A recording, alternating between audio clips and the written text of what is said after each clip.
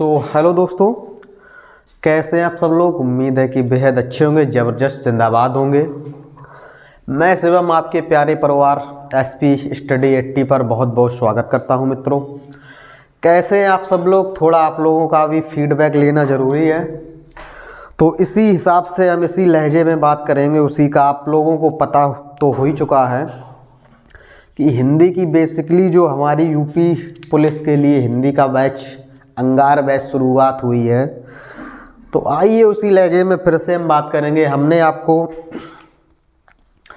पहली क्लास में हम आपको बता चुके हैं बोली क्या होती है। कोई एक सीमित क्षेत्र में बोली जाने वाली भाषा को हम बोली कहते हैं। भाषा क्या होती है कि भाषा जो एक व्यापक क्षेत्र में बोली जाती है उसको हम भाषा कहते हैं। हमारी जो मातृभाषा है, मदर टंग जिसे हम बोलते हैं, माँ परिवार समाज में बोली जाने वाली भाषा को हम मातृभाषा कहते हैं। और हमारी जो राजभाषा है फ्रेंड्स, राजभाषा हमने आपको बताया था, जो राज्य के प्रशासनिक यानी कि राज्य स्तर के जो प्रशासनिक कार्यक्रम होते हैं, कार्य मतलब होते हैं, उसमें जो भाषा प्रचलित होती है उसको हम राजभाषा कहते हैं। एक पॉइंट लास्ट मैंने और लिया था राष्ट्रभाषा, जो कि किसी राष्ट्र की संपूर्ण जनता के प्रयुक्त भाषा जो होती है उसको हम बोलते हैं राष्ट्रभाषा। तो आइए फ्रेंड्स, काफ़ी सारे हमने फैक्ट्स बहुत अच्छे ही लहजे में लिए थे। तो हमने उन चीज़ों का जो हिंदी का जो उदय था वो हमने काफ़ी सारी चीज़ों के साथ समाप्त कर दिया था। तो आज हम चलते हैं फ्रेंड्स कहाँ, व्याकरण यानी कि व्याकरण के अंग। तो मोस्टली हम चलेंगे सीधे कहाँ, व्याकरण के अंग। आइए फ्रेंड्स, ये मेरा हिंदी का सब्जेक्ट बोले तो सब्जेक्ट हिंदी ही है। और ओके, व्याकरण के अंग।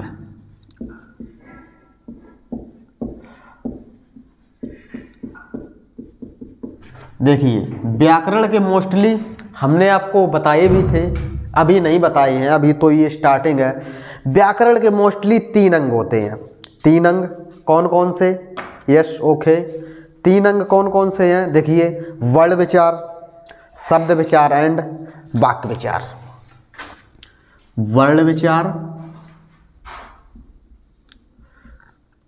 शब्द विचार एंड वाक्य विचार, ये हमारे मोस्टली व्याकरण के 3 अंग हैं। इन 3 अंगों के बारे में आज हम चर्चा करेंगे। नंबर 1 पॉइंट कौन सा? वर्ण विचार। वर्ण विचार में मोस्टली हम लिखेंगे क्या कि वर्ण विचार की परिभाषा लेंगे और उसी के क्रम में हम चलेंगे क्या। आइए हम लिखते हैं क्या, वर्ण विचार। यस ओके, वर्ण विचार। आज हम शुरुआत करते हैं वर्ण चैप्टर का। नंबर 1 डाल लेना उसको। वर्ण चैप्टर का हम लिखेंगे वर्ण विचार। क्या है कि वर्णों का जो शुद्ध लेखन होता है, हम क्या करते हैं कि वर्णों का जो शुद्ध लेखन एवं शुद्ध उच्चारण या शुद्ध प्रयोग का ज्ञान प्रदान करने की जो हमारी वर्ण विचार, उसी को हम क्या कहते हैं, वर्ण विचार। कैसे? जैसे क्या कि वर्णों का शुद्ध ज्ञान, यस ओके, वर्णों का शुद्ध लेखन लिखेंगे पहले। वर्णों का शुद्ध लेखन, वर्णों का शुद्ध लेखन, यस ओके। और वर्णों का शुद्ध लेखन के आगे हम चलते हैं सीधे कहाँ, हम लिखेंगे क्या कि उच्चारण या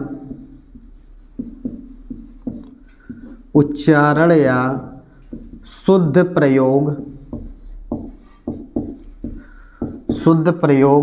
का ज्ञान प्रदान करने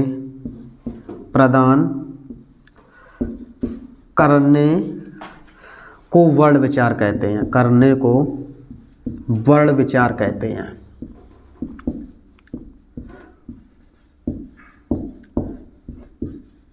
कैसे? देखें, इसमें क्या होता है वर्णों में, अगर हम क्रम देखें तो क्या वर्णों का जो शुद्ध हम अगर लिखेंगे या उनका उच्चारण या शुद्ध प्रयोग करने के ही ज्ञान, जो हम उससे ज्ञान लेंगे, उसी को क्या कहेंगे, वर्ण विचार। वर्ण विचार ओके, यस ओके। अब हम चलते हैं सीधे क्या, थोड़े 1-2 पॉइंट और हैं जैसे कि वर्णों के ऊपर हम उनको लेते हैं क्या, जैसे आइए देखते हैं क्या। नंबर 1 पॉइंट लिखेंगे क्या है कि भाषा की सबसे, बहुत मोस्टली पॉइंट है, भाषा की सबसे छोटी और मौखिक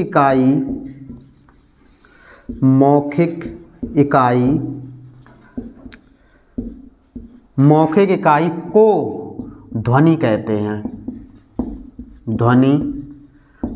हैं। Yes okay. नेक्स्ट दूसरा क्या है, दूसरा पॉइंट भी हम लेंगे, क्या है दूसरा पॉइंट लेंगे, दूसरा यस ओके।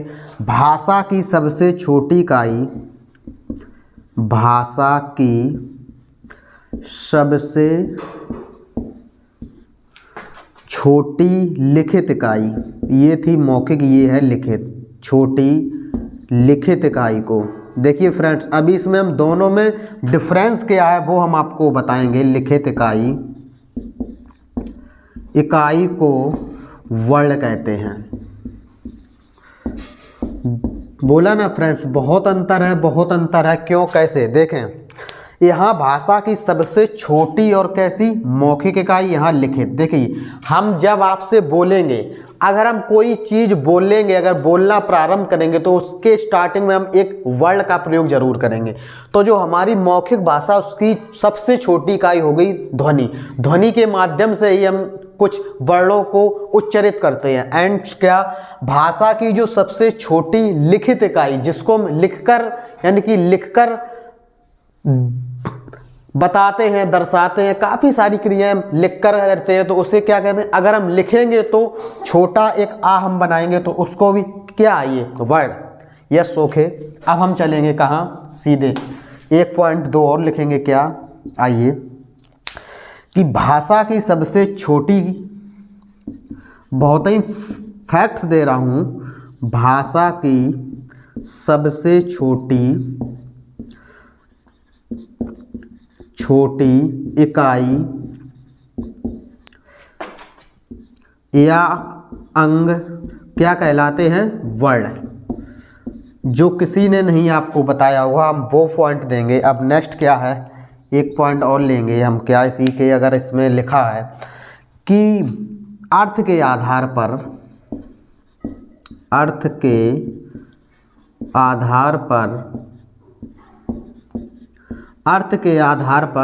छोटी इकाई,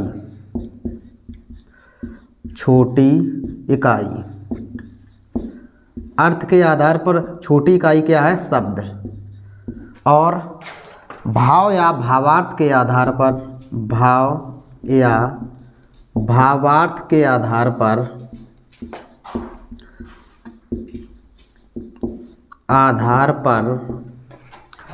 भाषा की सबसे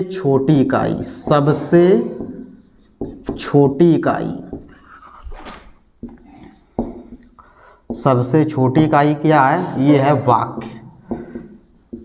अब 1 मिनट में देख लें क्या हमने लिखवाया क्या है, कि भाई भाषा की जो यहाँ से लेंगे, भाषा की सबसे छोटी इकाई या कहें उसको अंग, तो क्या कहलाता, वर्ण कहलाता है। ओके।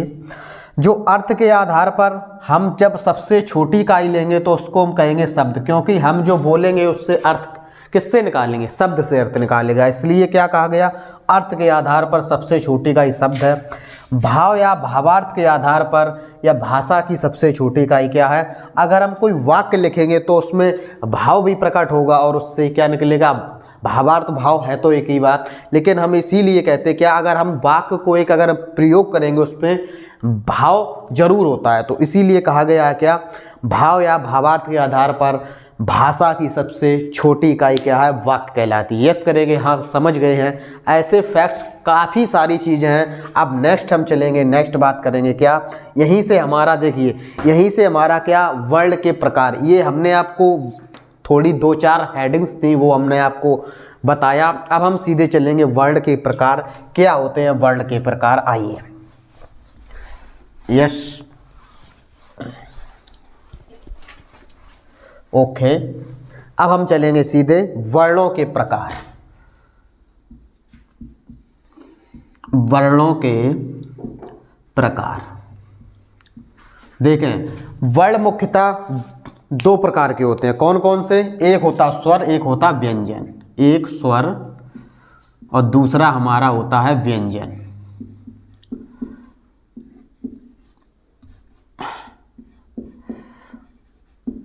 व्यंजन, ओके, यस करें, हाँ, क्योंकि देखो वर्ण दो प्रकारों में हमारे विभक्त होते हैं, एक होता स्वर और दूसरा व्यंजन। अब क्या होता है स्वर? आइए हम बात करते हैं। नंबर एक, स्वर पर हम चर्चा करेंगे। स्वर, स्वर क्या होते हैं? देखिए, स्वर स्वतंत्र होते हैं, ये स्वतंत्र होते हैं, स्वतंत्र होते हैं,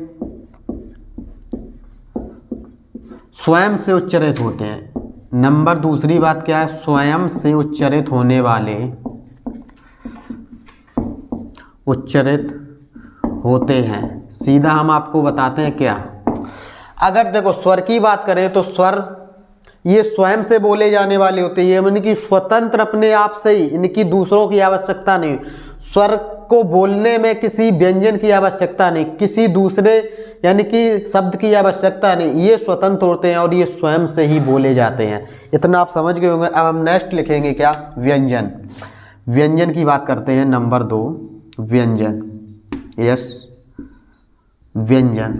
देखें व्यंजन क्या है कि भाई स्वतंत्र नहीं होते, ये स्वतंत्र नहीं होते, ये स्वतंत्र नहीं होते हैं, नहीं होते। और इनमें क्या होता है? ये बोलने में, ये बोलने में स्वर की सहायता, स्वर की सहायता लेते हैं।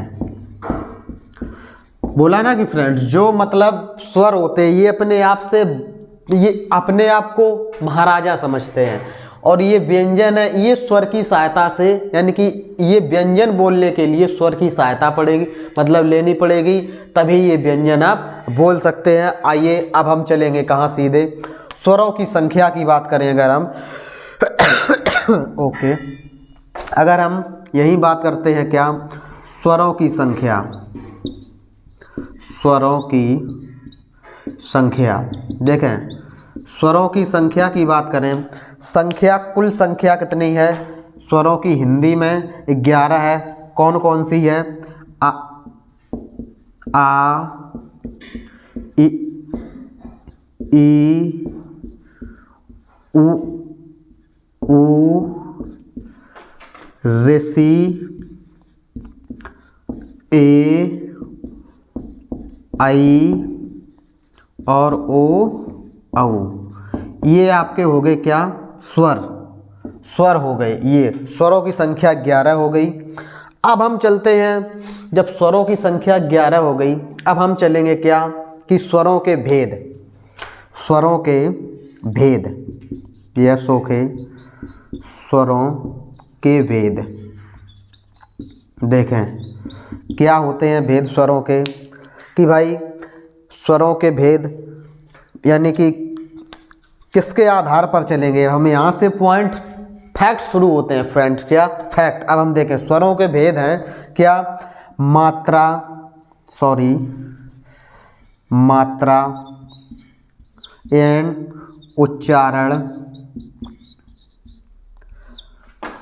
में लगने वाले समय के आधार पर, समय के आधार पर, ये अब हम यहाँ से देखेंगे क्या, यानी कि मात्रा और उच्चारण में किस प्रकार से समय लगता है, उस हिसाब से हम स्वरों को हम इनके भेद बताएंगे। नंबर एक हम डालें यहीं पर, नंबर एक डालें ह्रस्व स्वर, ह्रस्व स्वर। ह्रस्व को हम बोलते हैं, एक और बात बोलते हैं, ह्रस्व को हम बोलते हैं लघु या छोटा, इसी को बोलते हैं लघु या छोटा स्वर। अब देखें ये ह्रस्व स्वर कौन कौन से होते हैं कि वे स्वर, लिखेंगे वे स्वर जिनमें उच्चारण में जिनके उच्चारण में एक मात्रा का समय लगता है, यानी कि एक मात्रा का समय लगता है, एक मात्रा का समय लगता है।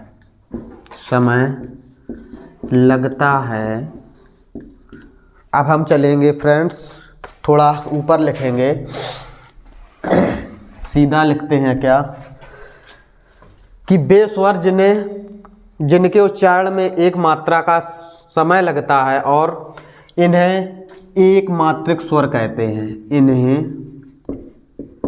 एक मात्रिक स्वर कहते हैं, एक मात्रिक स्वर कहते हैं।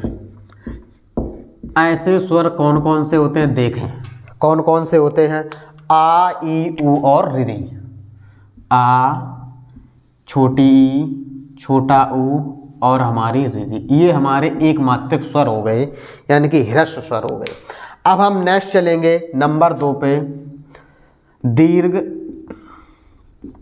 दीर्घ गुरु, और इसी को कहते हैं यानी कि दीर्घ गुरु स्वर।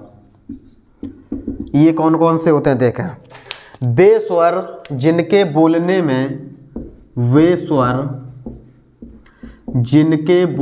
में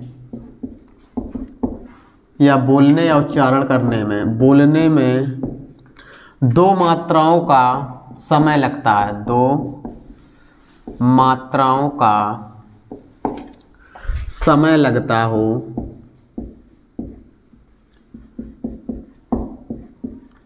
उन्हें द्विमात्रिक स्वर भी कहते हैं, द्विमात्रिक स्वर भी कहते हैं। ओके, लिख लेना आप। कहते हैं ऐसे स्वर देखें कौन कौन से होते हैं। आ, ई, जैसे 2 मात्राओं का स्वर कैसे, आ, ई, उ, ए, आई और ओ और औ, ये हमारे द्विमात्रिक स्वर हो गए, जो हमारी यानी कि दीर्घ का या उसकी को हम बोल देते हैं बड़े स्वर और होते हैं, ये माने दीर्घ हो गए बड़े गुरु। अब हम चलते हैं नेक्स्ट, तीसरे स्वर की बात करें, लास्ट स्वरों के भेद की। नंबर 3 हम बात करेंगे प्लुत स्वर। प्लुत स्वर का कौन कौन से होते हैं? प्लुत स्वर देखें, आइए प्लुत स्वर कौन है? वे स्वर त्रिमात्रिक कहलाते हैं, त्रिमात्रिक कहलाते हैं। कैसे? जैसे त्रिमात्रिक कैसे लिखें, जैसे देखें, जैसे हम लिखते हैं क्या, हमने लिखा भाई ये जो आपने साइन देखा होगा, इनको हम त्रिमात्रिक स्वर कहते हैं। जैसे हम बोलते ना कभी, जैसे राम, मतलब ज़्यादा देर तक हम जिस स्वर को उच्चारित करते हैं, शब्द को उच्चारित करते हैं, उसको हम क्या कहते हैं, यानी कि प्लुत स्वर। ऐसे हम राम में लिखते हैं और ये इस प्रकार का हम लिखते हैं वर्ड, तो उसमें हम ये त्रिमात्रिक स्वर को हम उसमें चेंज करते हैं। तो फ्रेंड्स, कैसा लगा ये हमारा सेशन? स्वर की हमने आज पूरी की पूरी चर्चा कर डाली है। अब हम नेक्स्ट जो क्लास होगी उसमें लेकर आएंगे व्यंजन को भी पूरा उखाड़ फेंकेंगे इसी प्रकार से, जिस प्रकार से हमने स्वरों की व्याख्या दी है। तो मैं उम्मीद करता हूं कि आप लोगों ने मेरा जो चैनल्स है SP Study 80 को सब्सक्राइब भी कर लिया होगा और बढ़िया धमाके से क्लास भी आप स्टार्ट कर दी होगी। तो मैं आशा यही करूँगा कि शेयर, लाइक, सब्सक्राइब वाला बटन आप लोगों के लिए ही बनाया गया है। अगर हमारा इसमें सहयोग होता तो मैं यहीं से सब्सक्राइब, लाइक, शेयर कर देता। तो जब तक के लिए फ्रेंड्स, मिलता हूँ नेक्स्ट वीडियो में। जय हिंद, जय भारत।